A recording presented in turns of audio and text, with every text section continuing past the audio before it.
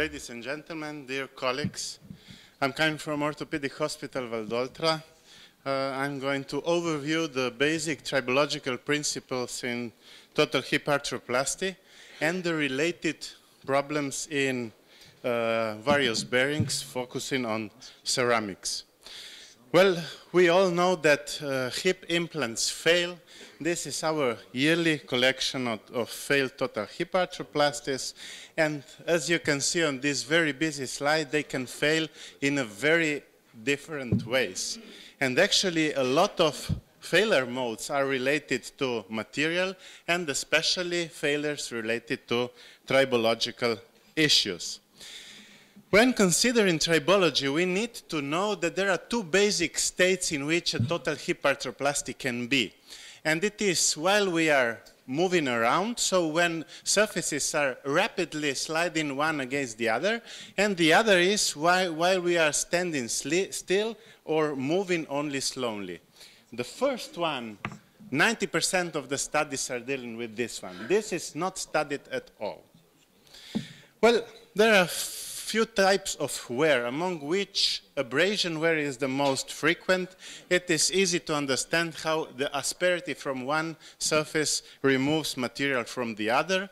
Third body wear, you can see that the third body causing damage and wear when it is trapped between the two surfaces in motion. And this is a picture of abrasive wear, and on the right side you can see the picture of the carbide particle damage produced on a metal surface. And this is a couple of interesting cases of third body wear due to ceramic particles embedded in the polyethylene material, which caused extreme wear of the head, as you can see, but on the other side protected the plastic for being worn out. There is a third type of wear, is adhesion wear. It is like when material is spread from one surface to the other, as you can see on this side, as butter on bread. It is a more rare type of wear. The next issue in tribology is lubrication. There are basically two types of lubrication. It is a boundary lubrication and fluid film lubrication. The matter is actually much more complex than that. But nevertheless, we can stick with those two. Boundary lubrication is taking place when the lubricant is just adhered to the surfaces. It promotes or eases the gliding. Nevertheless, asperities come into contact and weight load is carried by the asperities. The other type of lubrication is fluid film lubrication. What happens here? Well, in this type, the surface during motion traps the viscous fluid between the surfaces, and the load is actually carried by the liquid and not by the surfaces themselves. But nevertheless, when we stop moving, the liquid is squeezed out of the joint space, and there is again boundary lubrication. So we need a certain amount of motion. It is a complex equation, which is actually not important, but just showing that there are several factors that influence the thickness of the fluid film. And it is the viscosity, angular velocity, head diameter, as you will see, and mainly diametral clearance. And then we can calculate the lambda equation. Lambda equation is simply the ratio between the thickness of the fluid film and the asperity high. So it is obvious that the higher the lambda, the more we are toward the fluid film lubrication on the Strybeck curve, and the less wear we have. So, with metal on poly and ceramic on poly, lambdas are low. So there is always boundary lubrication and wear is high. Instead, in hard-on-hard bearing, especially ceramics, which can be very well polished, lambdas are high, and during motion we are towards fluid film lubrication, but again only during motion. Clearance is one of the most important issues in tribology.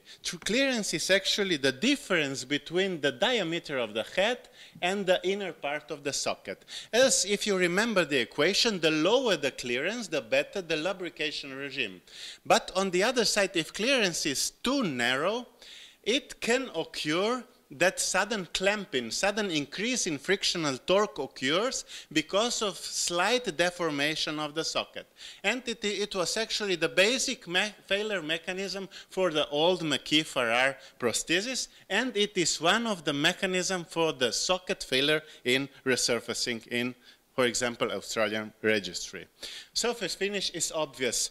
The higher the surface finish, the higher the lambda, and the better the lubrication. It is important to note that polyethylene can be only smoothened to a certain extent and not nearly as in hard bearings. So to overview this tribological phenomena, we can say that in metal on poly and ceramic on poly, no matter whether we are walking around or standing still, wear is always directly proportional to sliding distance, which means that increasing head size, we increase sliding distance and we increase wear. On the other side, it is a different issue in hard-on-hard bearing, and it is during motion, we are nearly into the fluid film lubrication because of these better properties of the material, and there is nearly no wear.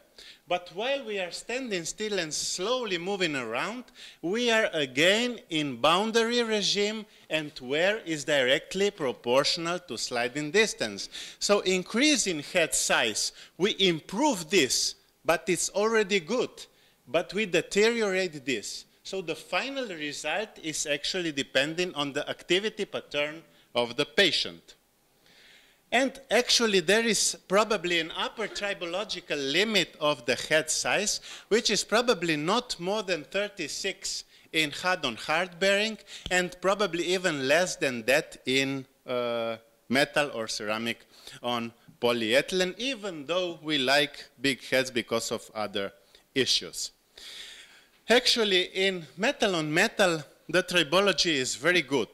But nevertheless, we were among the first to publish that metal on metal is inferior to metal on poly, mainly because of other or new failure modes that were introduced with this bearing, especially corrosive phenomena that produce toxic reaction around metal-metal bearing, and metal allergy can also be an issue here. With crosslink poly, we must take into consideration that crosslink poly particles are much more toxic than conventional polyethylene particles, and they are smaller. So if we increase head size and take into consideration these more toxic particles, we partly offset the beneficial effect of the better wear performance of this polyethylene. So it is again advisable not to exceed with head size in crosslink poly. Well, ceramic on ceramic, we've been having a big series in ceramic on ceramic since early 90s, and actually there are nearly no tribology related problems. So with ceramic on ceramic, tribology is optimal. And what is even more interesting, that also septic revisions are, at least in our hospital, 3 times lower than in metal on metal and 2 times lower than in metal on polyethylene. And I assume that it is probably that ceramic particles are very inert, producing a very healthy environment around the hip, and those low grades that would become clinically manifest do not become with ceramic on ceramic bearing. But there was a problem with alumina ceramic, and the problem was fractures. We had quite some fractures, and we did a fracture analysis that was published this year, and actually most of the fracture came out to be multifactorial. There was some material-related problem, not on the ceramic side, but on the socket side, but we found a lot of surgical-related problems. So something trapped between the cone and the head and things like that. Nevertheless, in the last 5 years, we follow 500 plus patients with the composite ceramics right now, and with the same surgeons and the same patient and the same hospital, we haven't seen a fracture in this series, and we follow our patients 100% since they don't have anywhere to go. Squeaking. Squeaking is of course a tribology-related phenomena. It's caused by dry contact and edge loading. And the problem is that it is mainly in the US, because in the States, surgeons are much more inexperienced than in Europe, and that's why they place sockets in very poor positions. That's why the incidence of this dry contact is very high. So this is the boundary lubrication in ceramics, which would not occur in optimally placed socket.